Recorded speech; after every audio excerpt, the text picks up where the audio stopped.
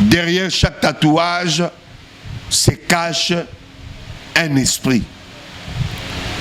Tatouage eza nini? Tatouage eza ramakila. Na sala qui enseignement on a été pendant 2 semaines à l'église. Avant la salle on a kendaki na 666. Ils allaient nombre et marque de la bête. Pourquoi bâtir 666? Attends le loba comment ko balole la biso yango ba komo bombango. Même www 999 ils a 666. Du VVV 666. Maintenant, problème est zaboué. Chiffre 6 c'est un chiffre d'homme. 5 mai 2024, 5 mai 2025, une année déjà, depuis mon grand frère Sylvain Kambala, professeur ordinaire à l'université de Lubumbashi, a ébagi kotika biso peut à traverser le monde de Bawa. A kanisi grand frère Nangawana ko père un homme professeur ordinaire les alikambuya lisekité. La kanisi ya Nangawana yango peza la cause ya liwa ya maman.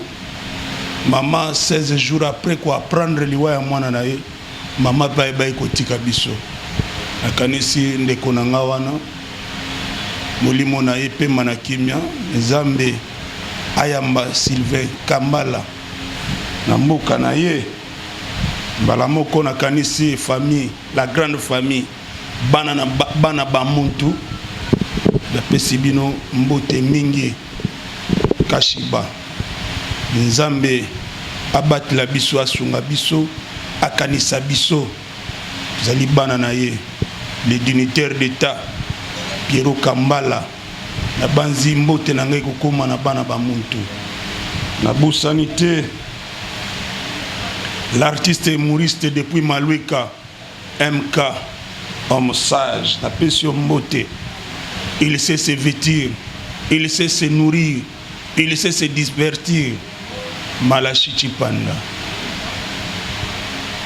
Washindamen na bosanité Anna précieuse Kamutela na pesi bana Kogelos Nzengi na pesi bino mbote le gouverneur Daniel Bumba nous a gotonga kanisa Kogelos nous en a posa na yokuna bana Nzengi baleli Basta Joao Maman Natacha Banzulu mwana mama Wivine DJ l'élégant les autres en a pasteur Jérémy Bauer na otungi sananga été. Bonjour pasteur. Pasteur Azobongama déjà. Na bandé sous bonjour pasteur. Bonjour. Na mon hyper concentré. Non, na bandé ko arranger téléphone parce que il y a un verset là que j'ai médité. Qui m'ezali? Qui m'ezala tous les jours parce que dans un nzamba solo nalalaka bien na butu na sambelaka na lamsinga na tongo. Olalaka na yo likam na mutute. Nalalaka très bien likam na mutute condition mo tezali. Vous avez compte à rendre te. En tout cas compte à rendre cause à la na nzambe. Pour fona ça ela e malamu. Bolobaki mingi na tungisi pasteur mingi naza ko intimider lelo na pesi pasteur 20 à 30 minutes. Pasteur bana na nzambe bana na posa osunga bango na liloba. Les sabiso lilobo nzamba pesi yo soko silisi après moi 2 questions 2 3 5 questions au sambeli pona bana mboka au sambeli pona émission pe otinga na maboko nzambe. Oui, parce que musala makasi. Oui, musala makasi, musala moko c'est trop compliqué, trop complexe même. Il faut nzambe liboso. Na tigeli au terrain, les sabiso lo banzamba tindeli atindi epa na yo potolia. Na linga na partager na biso et loko moko est important vie la réalité actuelle. Autozomo na lelo. Nous a partagé na biso sur tatouage parce que bande ko belé ils aiment se faire tatouer Batiela et tatouage, batielongi ya maman na ye, batielongi ya koko na ye, mususu akomi kombo mobali, mususu atie image moko ya ebite. Nalingi tout ramenant sur le plan biblique. Koloba, est-ce que se faire tatouer c'est un péché ou c'est pas un péché? Sur le plan biblique, eza lisumu. Et pas inanzambe motuso qui a sali ba tatouage na nzoto na ye eza mabe. Yango na lingaki totanga verset moko pe ba verset musu na kopesa bino bandeko botanga yango na ndako. Verset phare ezali Lévitique chapitre 19 verset 28. Yokandenge Bibi elobi. Vous ne ferez point d'incision dans votre chair pour un mort. Awa la première tirée Bible zolo bela bato ba mesala ko sala ba incision ko kata banzoloko. Mototel akufi o abota ki mapasa o asala ki boy photo kata bango banzoloko. Toza l'Ancien Testament mais toza la ba verset pe à Nouveau Testament zolo bela makambo. Virgule. Et vous n'imprimerez point de figure sur vous. Nde tocho loba mutajue longi ya mama na eto ndeko na ya tie tatouage. Bible pekisi yango. Pe na shuka ye moko nzamba lobi je suis l'Éternel. Abo yango. Yo dans l'andako nazo pesa quelques versets pour na kota l'enseignement nanga. Verset liboso ezali Lévitique chapitre 19 verset 28 Totanga. Deuxième ezali Romains chapitre 10 verset 4. Romains 10 4. Troisième ezali Galates chapitre 3 verset 23 à 25. Galates chapitre 3 verset 23 à 25. Et cinquième, quatrième verset ezali Ephésiens chapitre 2 verset 15. Yokanga ndeko mama ndeko mwasi mobali ozolanda ngai. Tout tatouage est significatif. Se faire tatouer, tu ne peux pas se faire tatouer ce qui a une signification en côté. Et le tatouage, c'est une façon de prendre le contrôle na kati ya nzoto ya mutu. Et échappara batebele. Graver kombo ya mutu, te longi ya mutu na nzoto na yo. Et ça souvenir, mais ces souvenirs là et comme me la yo nini. Soko to tangi na Apocalypse chapitre 19 nende komoka tunanga keso mu komususu. Alobi yango pesa tatouage, eza tatouage te. Bible lobi boye. Écrit au cuisse de Jésus-Christ, celui qui montait sur le cheval.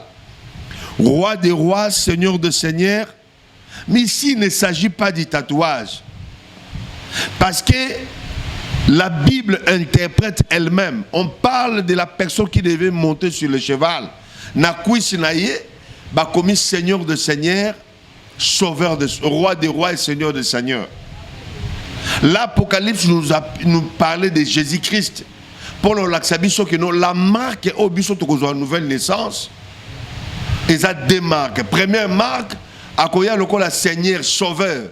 Deuxième marque, akoya lokola Roi des rois Seigneur toko régner naie après enlèvement.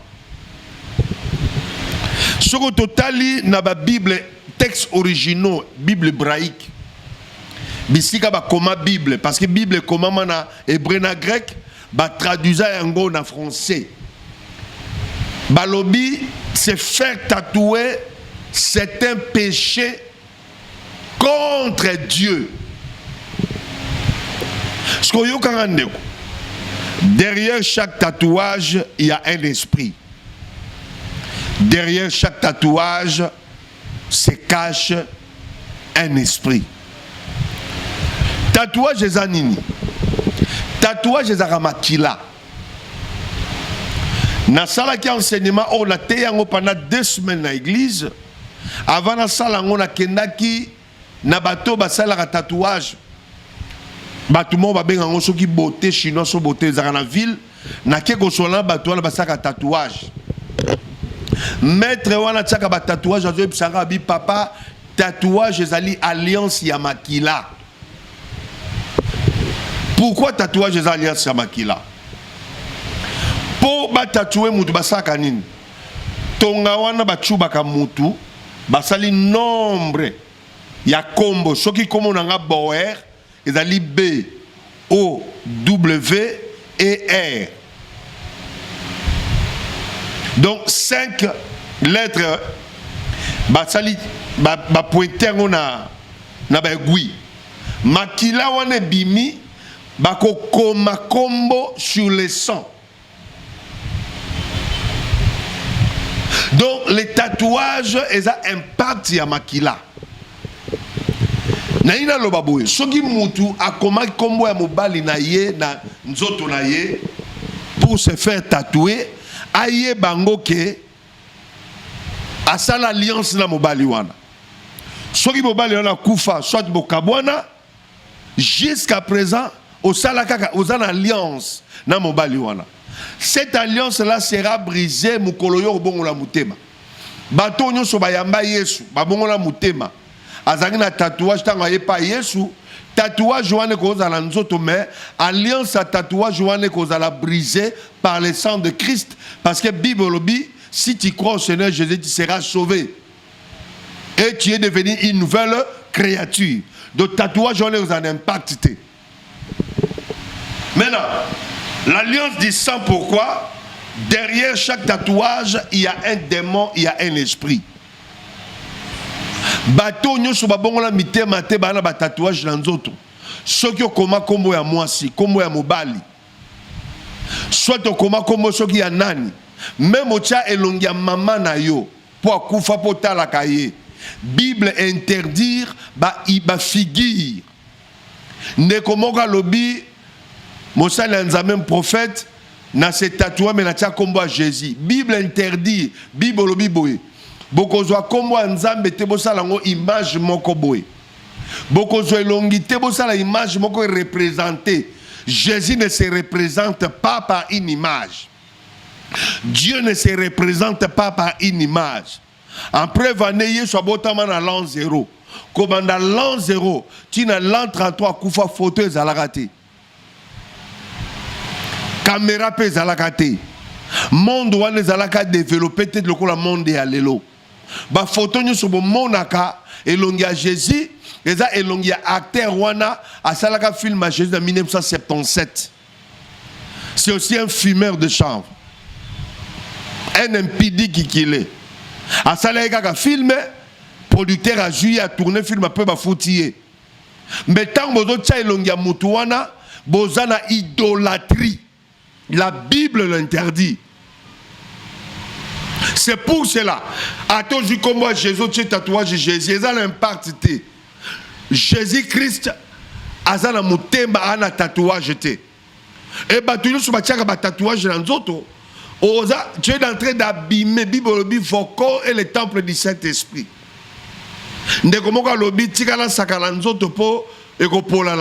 Non, mon frère, tu te trompes. Il faut que protéger l'enveloppe wana. Ate ko pola. Mais le kola molimo il faut dans l'enveloppe wana, il faut enveloppe wana à la propre. Na ebisa bande ko nyonso oyo basala ba partie du sang nzela tatouage. Okoma koma mobali pe akoma koma na mwasi. Un jour soki bokabwani, vous êtes liés par cette alliance à tatouage Yamakila. J'ai bien précisé, les tatouages c'est du sang. C'est l'alliance du sang. Makila on est bimaraton bazo faire tatouer mutu. Ndeliko on va komaka kombo basalaka dessin. Jeune fille moko yaki pa ina biso l'église. Ataki tatouage na lipeka na ye bakomi mommy na anglais. Ingelo ba maman. Mon mère. Abia tchaka tatouage wana na ueza selembao. Je me suis dit que la copaine na bandal na bloc na tibangu. Azo le kamakolo, amon ba fi moko ba fana ki na bar. Mitu kezala ki abi mitu ka mona kezami ba RAV 4. Na tango ba RAV 4 renyaki. fi moko ya kange na loboko abi oke wa papi o ngana ebiote abi tatouage yo tchena lipeka ojo angwa abi na tchango na winda selemba abi obi poko te na tchaki okaka parce que ngana grande mère ba comme momi na momi fi on habite o eza sini na biso moi ça baliko tcha matata ba fi wana ba yele na nzoto balobi on a place sur même biso te to kango to bloquer yo les lois atoke dans la présidence toza partout donc bazali bato a club New Age Nouvel Âge club on est en Nigeria ils en Afrique du Sud ils en États-Unis na ville ya Dallas ils en la Ghana ils en Lubumbashi ba jeune fille de mona a balate mais na mbongo bela na mituke belé ils ali club le New Age Nouvel Âge ba sala ba pacte makila baza mingi na ba entreprise ya télécommunication non tanga kombote au moins la jeune fille moi qui toka balate abotate alanda ko ya bien na ma campagne na Gombe et bango nyonso la mapeka basala tatouage ba koma momi on les ali la mère des eaux ya pesa bango richesse wana ba menança fille wana ti ba ko seka la fille wana pardon mon frère ma soeur il y a des choses que tu peux pas mettre parce que ba tukaka ba chaki derrière chaque signe, derrière chaque tatouage, derrière chaque figure ou représentation se cache un esprit. Moutonyo so yamba yesute. Ceux qui ont la tatouage l'anzoto, yamba yesu. Et Jésus-Christ va pardonner tes péchés. Tu seras lavé par le sang de Jésus au comme une nouvelle créature. C'était ça la pensée que le Seigneur avait mis pour nous aujourd'hui de partager avec vous. Yango Paul Aloba qui désormais à moi, je porte la marque de Jésus. La marque de Jésus n'est pas le tatouage, mais la marque de Jésus est spirituelle. C'est le sceau du Saint-Esprit à nous. Yonde koyamba no Yesu te, okosa la prière aussi malanga, loba kolo Yesu. Ozali mokeli nangai. Otika kilola. Oyaki na mokili okufela ngai mosumuki nazongi na sia makolo na yo nasengi yo bolimbisi yokelanga mawa petolanga na makila na yo tatouage na sala na yebaki tira na yango te lelo na sosoli vrai tatouage ezali kozana marque na yo le sceau du Saint-Esprit. Na kombo na Yesu, mokonzi pe mobikisi. Amen. Nabeta maboko to menabeta maboko. Nabeti maboko. Pasteur Lelo a qui côté abiso sur tatouage. Naebi que les camo pasteur lobi était peu polémique déjà. Mudna muta comme déjà ko kaniselango. Na ndenge na ye pasteur bamso abia pour tatouage kaza lisu oui tatouage la tangi la pesi ba verser oh ils ont le bel tatouage l'autre fois to lobela ba singana loketo pe to lobela singana lokolo to lobela pe eloko alito ina zolo sur le plan biblique bon parce que na moni aussi mi place moko no lobi mutu a tourné un film en 1977 Aza fumeur de chanvre, donc il y a ça là, il y a l'eau m'a évité, mais à gagner un beau rebelle dans ce manango. Bon, tant que vous avez la film à Yesouana, au moins que vous avez la Yesu, vous avez la Moutoana. Pour le connaître ça, moi polémique ming. Mais ils ont la Yesu, vous avez la Moutoana, ça film. Et c'est que vous avez un peu dans ça, on a des autres de réfléchir. L'agonie de Christ, ils ont un film, parce que film on est en 77. Mais Jésus a été mis avant 77. Batubayo qui passe à mort à Christ avant 77. Donc, Batouna film, on a acteur, ils ont pensé juste, il y a une souffrance à Christ. Mais nous avons connu cette souffrance avant l'arrivée de ce film-là. Dans le image, Jésus, Dieu ne peut jamais être représenté par une image. Question na baloliango. Qu'est-ce qui fait mal dans tout ça? ezali mutu wana nde représenter Yesu. Donc il ne fallait pas. Na mutu wana sala mabeti aza artiste, aza acteur. Asal pe ba film belé. Mais problème eza bato ba yebi mozindo ya parole de Dieu, ba koki ko zwa mutu wana te ba représenter Nzambe non. Et longine parce que Yesu azaki ne longi wana te loka mutu wana. Yesu azaki ne longi wana te. Ba juif bazaka mindele te. Ba lokola ba almate. Ba juif baza lokola ba irakien, baza pona bango eza lokola ba métissé. Il y a des noirs juifs, il y a des bleus juifs, il y a aussi de bateau bazali poso pembe, il y a pembe normal. Na profiter pour confirmer le pasteur lobby, ba juif ba ramindele te. Tant muto yebiso ke o sambelanza ramindele, eso aki mundele te. Est-ce que Libano be mundele? Yoko benga indien mundele. To benga on va indien, to benga on va libanais. Bon to benga ba français mundele. Bon to le bate français. Ne te distinguera indien na libanais. Jésus n'était pas blanc. Yesu azalaki muyuda, muyuda za mundele te, aza juif. Il est de la race juive. Pour preuve, il y a un homme appelé Hitler. Parce que Hitler, non? Ouais, je connais Hitler. Hitler, objectif Nezaki, a exterminé la juif. La race juive. Asili sa bango na mukili, ba mona na gasusti. Mais à parvenant à combattre, yemuga miziki sa na acide. Parce que la race juive, c'est une race rare. Nzambe yemugo mutaye bien. Donc ne discutons pas que oh bazanga mindele, Jésus n'était pas mundele. Jésus est juif. Mutoyo azana ekolote papa na ye azalaki Nzambe. Yesu aki muta Israël te. Azala muta ekolo moko te. Eza ba discussion papa mba tout ça là. Parce que mon likambo tatouage et rené mingi na mboko. Au moins muta boti bana 10 mais azui a commis ba komba bana na ye na nzoto na ye. Pour que tata ngoko kufa eza la discussion te. Mais comment est-ce que les gamins ne sont comme péché? Comment est-ce que Moutouana a allié dans l'esprit Songolo Pakan? Nengolo Biwana. Tombazolo Bela 666. Ils ont le nombre et la marque de la bête. Pourquoi bâtir 666? Attends le loba comment ko balole la biso yango ba komo bombango. Même www 999 ils ont 666. VVV 666. Maintenant, problème est Zaboé. Chiffre 6 c'est un chiffre d'homme. Nous avons mis en salaki mokili, na 6e jour de salaki moutou. Maintenant, antéchrist, je ne parle de l'antichrist. Il y a une différence entre antéchrist et antichrist. Antichrist aza mususu, antéchrist pas aza mususu. Antéchrist azali moutou nyo so telemelaka Yesu. O telemelaka maloba Nzambe. Adima kama lobanzambe te anlinga kama nzambe te babengi ye antéchrist.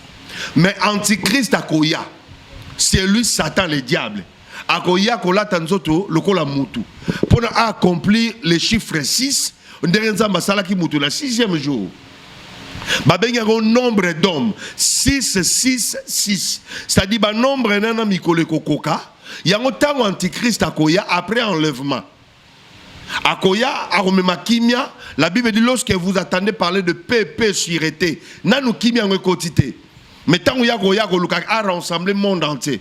A rassemblé le monde entier, mbongo ekozala moko, mais oko de ko somba et l'autre côté na magasin, to na wenze, ce qui ont la marque 666. C'est relié avec les tatouages. Tout tatouage, derrière chaque tatouage, il y a un esprit.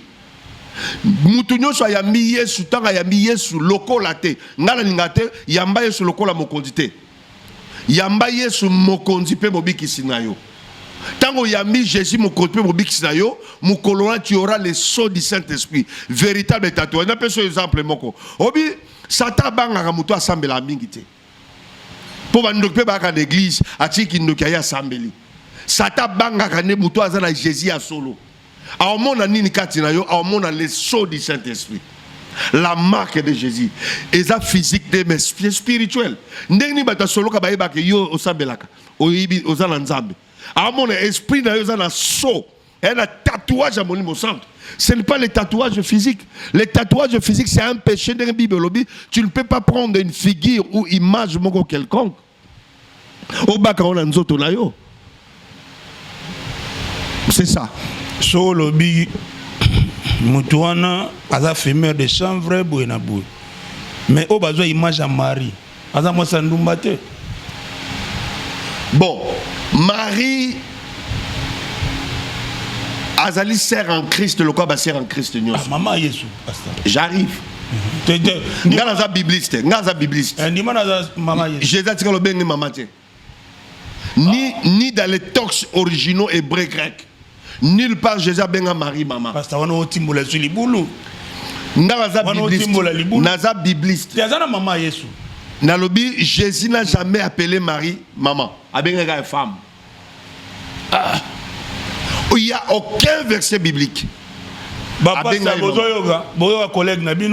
n'y a aucun verset biblique. Jésus a benga Marie maman. Nando prouvé. Nando prouvé. Mais ngana loba. Te otiki ngana fongola. Okatanga na fongola. Fongola. Tangu Marie a Jésus averti par le Saint-Esprit. Alors qui fiancé à Joseph. Joseph a linga ko funda et pas sadicéen. Ben nga ba lapider Marie parce que ça cause infidélité adultère. Nzamba bimeli Joseph a biso ko so ndengo wana te. Ngai na tche fiancé no zemité na koti katina ye. C'était la loi de l'incarnation. En preuve en étant Marie a Jésus. Si Marie a botaki Jésus, Marie a zeka vierge. Pasteur Zana. Non, c'est la parole de Dieu au Fongola. Marie a été la déviergée, tant a boti Jésus, tant a couché à Joseph. Pasteur, tu es malin. Pasteur Lobi, la Bible, il y a ce que tu as Marie. Maman ta bien avec femme. Mais ce qu'on a croit, elle s'est Jani. Ok. Na croit le baka, maman l'angata le baka, femme voilà ton fils, fils voilà ta mère. Ma bien maman. ABC disciple ne yene maman na yo. Sigo pasteur. C'est là tout pour sa place voilà. Jésus le dit femme voilà ton fils. Avec Marie. La mère regarde ton fils. Non. Même na Louis II, John Marcatig, King James, tous les Bibles oh yebi baloba mère taloba femme voilà ton fils. Nana ba tradition, moi je suis bibliste. Nana ba tradition, je bi pourquoi ça ngwana. Parce que ndeko yo ka chambre haute biska molimo sonda kitaka. Kasi ndako mari. Ah pasteur Zana Malem. Ndako mari anovan. Oui, yango il faut qu'il sangisa tous les disciples. Donc Marie n'aime de sangisa ba disciples. Oui, même Marie a sorti molimo centre. Tanga Bible bien.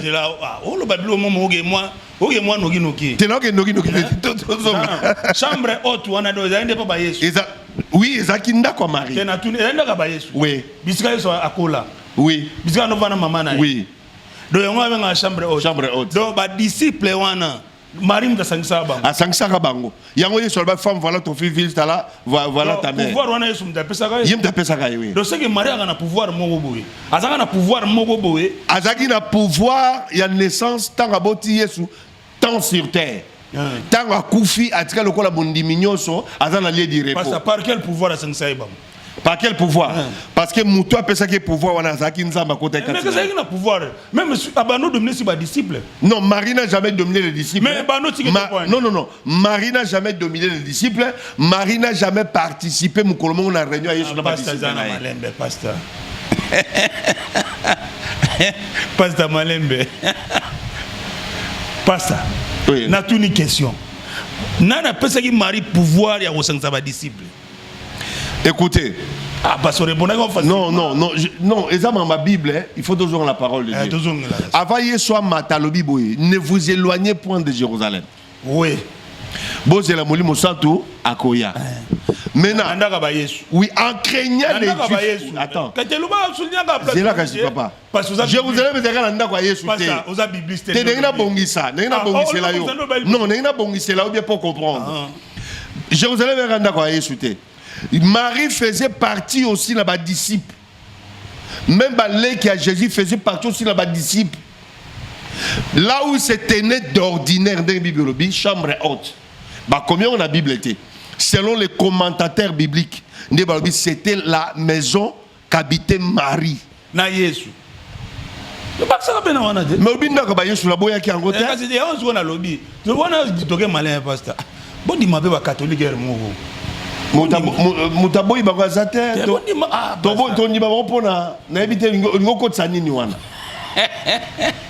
bana na nzambe parce que Marie a sert en Christ le quoi ba sert en Christ nyonso azoka ka grâce oui azoka grâce ya robota Yesu parce que babanga président de la République pas élu c'est un élu mais élu du peuple bon Marie Zaïdan ça non dépasse ça non suscité na si penser na ngata oui vas-y un élu du peuple pour un mandat de 5 ans il faut respecter ouais depuis ça que ba honneur nyonso parce que c'est un élu du peuple voilà oh comprenez pas ça. Mais est-ce qu'on a combien plus fort l'élu de Dieu? Qui est l'élu de Dieu? Mais Marie, on te le bien. Prophétie à Liboso, il faut battre à moi dans 30 cycles d'argent. Batanga comment moutouté. Prophétie à Mibali, il faut y aller sur la mais pas vierge. Batanga comment moutouté. Prophétie, non, la prophétie marche. Oui, c'est ça. Et qu'on tombe dans la vie à Marie, pourquoi? Jeune mon fiancé. Jeune mon fiancé, pourquoi? Parce que Marie avait des sangs. Adaki côté moko tribu à Juda parce que Jésus ne pouvait pas naître dans la tribu. Il y a Lévi. Deuxième côté Adaki dans la tribu à Lévi. Farié soit botama wana parce que Yesu ayaki loko la prophète, roi, levite et sacrificateur. Ozomona. Joseph où il faut azala papa mobokoli. Bima la tribu de Juda. Non, bima la tribu à Juda. Azana Judate. Azana Judate. Pourquoi azana Judate? Jésus soka bota makala makila ya Joseph. Parce que moi ça pèse à 23 chromosomes, mon bal peut 23 chromosomes, ça fait 46 chromosomes. Mais makila o est primaire ya papa. Joseph peut azaki pe na balien. Mais hier so linga sa musa na etalinga ko accomplir mission te. Parce que yango faka bota bala 23 chromosomes ka ya moi si. C'est moi ça mobile te Jésus ça lo incarnation. Pourquoi? Mukolo Maria bota Jésus yé moko ka moi. Bible bina liquide.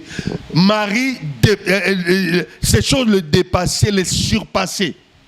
Parce que et comme c'est Marie nini, aboti moi na mutabi c'est poussé à zate. Muta sokola place à zate. Muta kwata cordon ombilical à zate.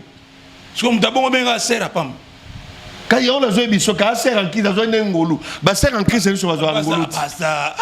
Pas ça. Et ça nouvelle alliance papa muta leki muta zate. Pasta. Donc on veut vénérer Marité. Elle a eu la grâce. Tu as trouvé grâce auprès du Seigneur. Pasteur, tu es dans la malème. Mais il y a pour l'église catholique. Non. Non, l'église catholique. Mais c'est un péché. Tu es pasteur. Tu as Marie place naïe. Na Luc Elobi de génération en génération. Luc chapitre 1. Oui. De génération en génération. Na linga binini bikeke na bikeke. Bienheureuse. Voilà. C'est-à-dire Marie, Marie faut que tu le baga, hein? Marie faut que tu et dans le la femme oyo ayaki na balasi yesu ayebisa ki ye bakote c'est là papa bakote non attends yoka olobi bikeke bikeke yesu ayebisa ki femme wana bi bakote ya yo tisuka mokili mais ça n'est pas Marie t'es pasteur mais obi bikeke la bikeke pas ça boya Marie non écoutez pas contrer non nazo boya Marie te nalobi boye Marie a trouvé grâce oyo basi mingi ba trouva yango te mais le problème elle ne peut pas être adorée ni vénérée parce que aza sert en Christ le quoi ba sert en Christ Dieu dans fête à Cana tant à se présenter na fête à Libala on les a invité se présenter le quoi maman na été tant à permettre à Yesu Yesu femme qui a-t-il entre moi et toi yo robinga maman nos femmes parce que la journée c'est intimité mutu maman femme c'est intimité na ona non ce n'est pas l'intimité c'est là tant que Joseph na Marie ba ko luke na âge à 12 ans bungi il faut que je m'occupe aux affaires de mon père mais il faut qu'on arrange ça bon tant ils est là tant moi na yo Hollandi a bungi na wenzi yangaba. Jonathan Bino, il faut que je m'occupe des affaires de mon père. C'est-à-dire, Yosa Tata n'a été, ou Albaza Maman n'a été. Pas ça, tu progressé, malin. La Bible, il faut que maman. Nazalana maman, parce que ma mère est à pouvoir saluer. Bazana gata studio, bazana, mamona mana bangu. Et puis que maman me sous, mais maman n'a pas mon, azaï comme on a azaï mari. Obengeka Marie. Au monde qui est tellement maman na ngai. Tout ça pendant maman na mwana na balinga na Marie. You know you go. Mais bana poto babenga ba maman na kombo. Ata na emi azo filma ebelo na lobby. Abenga pe maman na mais obenge femme te, obenge moi cité. Ah pasteur. Les hommes manquent à respect aux hommes africains, aux hommes bantou. Je ne peux en aucun jour appeler maman. Moi si, femme. Sur la bengue na combo na c'est par rapport à plaisanterie. Il y a intimité, net au colis na famille bon, pas ça. Et ça, le prophète n'a pas les plus que Marie. Oui, bien montant. Prophète n'a tant de combat prophète on est oui, plus que Marie. Oui, vite. Il y a prophète goût batonga comment connaît la Bible était Marie ba oté aye. Mais prophète dans les années faux solo, prophète dans les années faux solo pour ça là. Pour mieux beau temps comment on entend pourquoi. Mbabo te ke boye. Eh na comprendre quoi. Non, yo bon Marie ça la accident ba mutu ke finara. Mais il y a mutu ke finara. Marie a la Bible, Marie la grâce au badu sur la côté. Prophète dans la balo la réalité. Mais que banga ate. Mais ce ko banga ta ko mo boy. Non, tant que tu peux yo boyo de sur ya minga. Ba fo non la justice. Papa, au fout de la justice de la justice dans Zambie. Donc, elle a col pastoral. Donc, elle a col pastoral. On prouve la Bible. Aleki Marie, Marie a l'équipe pour Marie à Botaka, Nzambe a benga prophète. Il y a un prophète du temps de la fin. Prophète du temps de la fin, comme le Jésus. Oh, clôtira. Oh, Aleki Marie. Aleki Marie, bon prophète dans la Bible. Il y a un Malachi. Le Kouta. Est-ce que Malachi 4 wana basa la Bible là babakisa obi que la 88 89 Malachi 4 les alate te ngana ko tumaka mwana te te tokdo loba parce que ndima que Marie c'est plus que bino nyonso na ba prophète ba Malachi wana Marie a plus que biso nyonso te parce que Marie a crié aussi au Seigneur ne biso to croire au Seigneur parce que Nzamba zo vanter David Nzamba zo vanter David David azaki ko basi ya batu David azaki mobomi aloba nini David oh nzamba boya tongele to aloba nini aloba nini l'homme selon mon cœur si David c'est l'homme selon le cœur est-ce que yobi que toi aussi tu es l'homme selon le cœur de Dieu ba Malachi bazalaka ba Néhémie bazalaka banani bazalaka Moïse azalaka oyebi nzamba benga Abraham moninga na ngai oyebi yango bibiste nzamba azana batu mbale abengi Abraham moninga na ngai abengi David l'homme selon mon cœur et ça bon mot ouais mais est-ce que Marie nzamba ko bengi nani yoka yawo pasteur ba maman Joseph balobi nzamba pambola libelo belisaki yo Marie nalobi boye c'est une femme dans la Bible qui a eu la grâce ya komema nzambe nzamba koti na nzoto Marie Marie nem dobete abiso lisolo na lieu de repos tu peux avoir la lieu de repos biska ba idina bala bazali ba charle mombaya baza azakuna ba idina bala nini pasteur mais ala lieu de repos mais l'eau il faut vraiment amata wapi amata likolo tamata likolo te parce que ba bagena Israël papa papa Luka non kende na Turquie ba obetelo lisolo kena Israël Marie kala matalikolo il y a deux personnes ba matalikolo il y a que Metushela ali mo matalikolo donc ce que bablo sala Marie wana je vous salue Marie a matalikolo te azana lieu de repos biska ba santu nyoso bazali donc ataba prophète dona baluba wana donc ndenge Abraham na lieu de repos biska mo na Marie zana prouver yo mais Abraham abimela Yesu eza Abraham Elina Moïse ba esprit na bango bimela Jésus pour accomplir la loi et les prophètes Élie représentait la prophétie banani Elina Moïse bazana lieu de repos bana te bango mataka nabi ba lieu de repos biska Moïse azali bango nyusu bana lieu de repos biska Marie pas il fallait que Yesu soit secours ça bango oui ba tout bala lieu ça dit yo non ça dit quoi tombe dina bala mais na Congo bongo Israël les animes te ya Marie ezali ya Marie ezali tombo ya Marie ezali wana mama Yesu ezali obi pourquoi historiquement par là batebele baluka ko kene ko vénérer tombe wana ba memona nini ndenge ba salaka tombe ya Pierre tombe Pierre ezalaka te obi tombe Pierre ezali na Saint-Pierre parce ba tonga Vatican mais catholique yango wana te il va venir au Saint-Pierre bazoka miko à Pierre mais bango ba salaka on a idée nini ndenge Yesu alobaki banane catholique ba salaka on a idée ndenge Yesu alobaki tuer Pierre si 7 pieds j'ai bâti mon église mais kasi bisika catholique vandi wana quand on a l'obité mais c'est d'idolâtrie. Il y a dans expliqué que non, Marie mère de Jésus. Pas au Bomara catholique. Non, non, c'est une vérité. Marie, mère de Jésus, a joué ngolu yanzambe au bastion sur bazo yangote. Mais à koki kozala adorer te. Adorer Marie, c'est un péché. Ça, c'est le pasteur Jérémy Bauer. Église ou l'église? C'est l'église Grand Jour. Église comment on Grand Jour? Grand Jour. Point. Grand Jour, selon Sophonie chapitre 1, verset 14 à 15. Le jour de l'éternel est proche, ça sera un grand jour. Mukolomoka taillé sur Koufarande. Bisoto Big Samara, c'était un grand jour. De l'éternel. Nga la mission de parler sur la croix de Jésus, parler les salis. Bishop là, il te parlerait sur papa. Où est-ce Quoi? Où est-ce mais nga so ina mangama wingena na bengana gut ba chantre lobby na bengani bon libela ba générique. Non o mun ba yimbi ba bon na mitema te donc ba ruti na bon ba nzunzi na bon ba yika mama zo micro no bino faut que va voir Bill Clinton. Comment ça?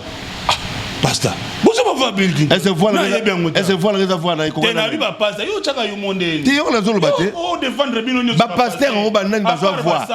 Banani ba zo voir. Pasteur, ni ba no citer. Mais basango yo zo loba. So zo loba a so la na yo so la no normal. Pasteur. Tu so le collage cher aux normal. Bino bende botea bo ezande boloba te. Et quand ils ont des mots. Mais bino siko na botea bo so penda Bill Clinton. Que ba pasteur zo loba wana. Bazala pasteur avant Bill Clinton. Ah, te azali bongo te. Mais yo na zo loba. Bazala vaillé. Parce que mona yo oza mwana kini. Vrai quinoa. Vrai quinoa ça va. Ça va. Et puis na ki doit no seka ba pasteur. Ta ye una loi pasteur mo bu. So golinga nzele ba aussi. Wana ngala ebiti ngala bika keno. Te na ebika keno. Te na ebike soki obali pasteur te na dikanote. Soko obali pasteur. Soko obali pasteur ba obali bible mais lelo za shunde ngwana te. Lelo na ebia te na dikanote. Oza mwana kini. Te na mwana kini mais na dikanote.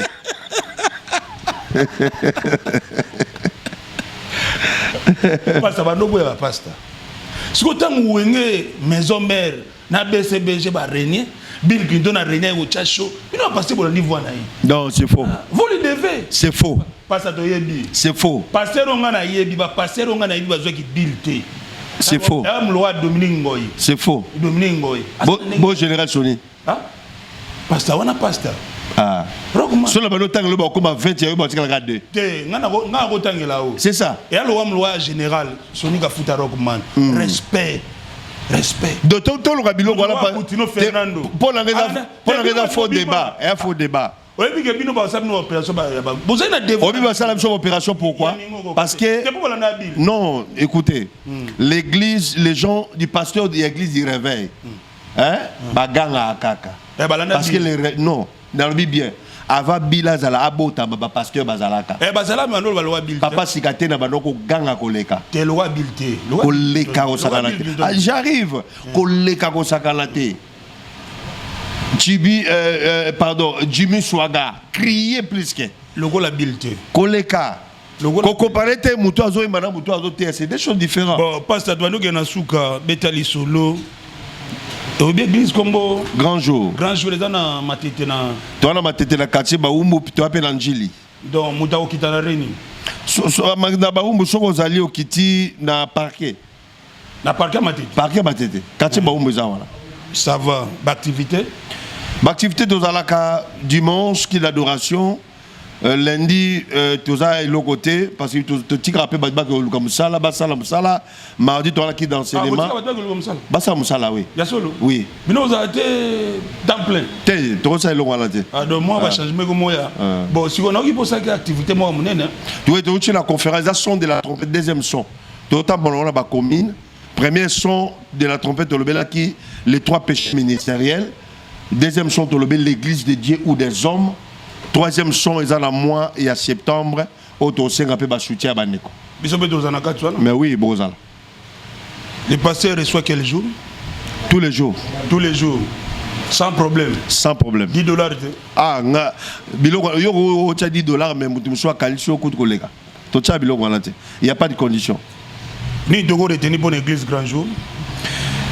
Bon, l'église grand jour, nous parlons de la croix de Christ parce que sans la croix,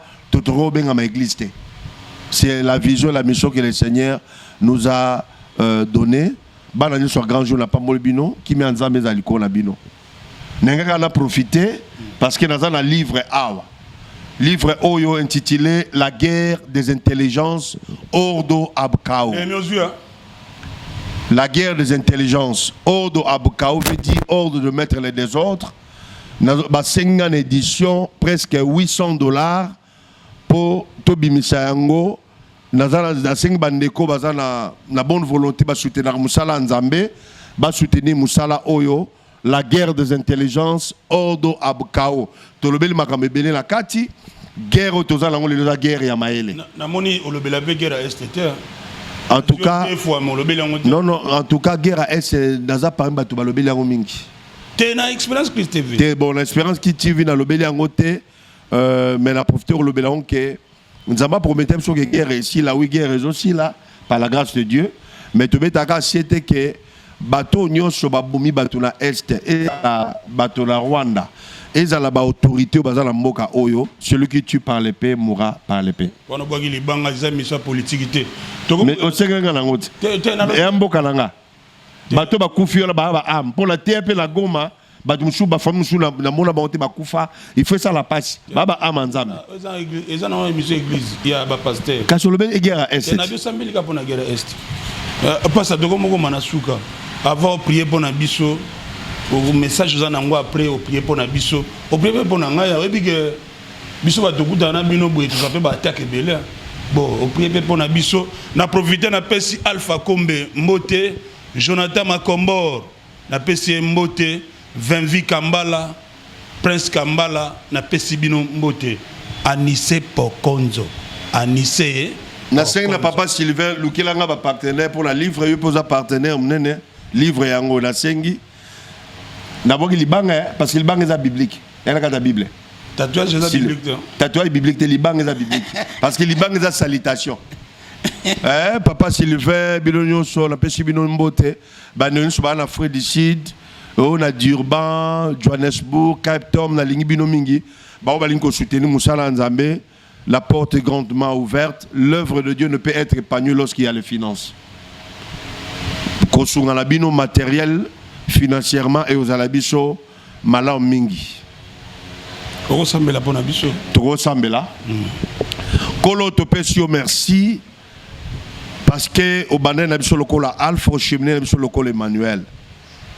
Na pamboli chaîne Oyo, Expérience TV, ba kambi nango, initiateur nango, ba journaliste, ba bate la mepai na yo, pe ba caméraman nyos. Comme sa chaîne Oyo za la chaîne amunene na mboka la biso pe international. Kolo yesu ba Oyo ba lobaka kombo na yo, ba te akasang malam na yo, bosa na bango te. Bate la bango liboso mikakatano. Il y a des problèmes qui sont surgis devant Bango. To pamboli moi autokoti à main, ozo bango en charge, banana bango, basi na bango, pemisa na bango, na kombo na Yesu. Amen. Amen. Tozo kopema muke, deuxième partie zali, tozo ngana évangéliste Samuel, tozo la troisième partie mission na biso. To pesi pasteur Jérémy Bauer merci. Merci beaucoup. Ça va. Et la dernière fois, non, ça va. Voilà. Tozo paiement, to tigreto accompagné qui ne tozo zonga pona kuyamba évangile Samuel. Merci Nabino.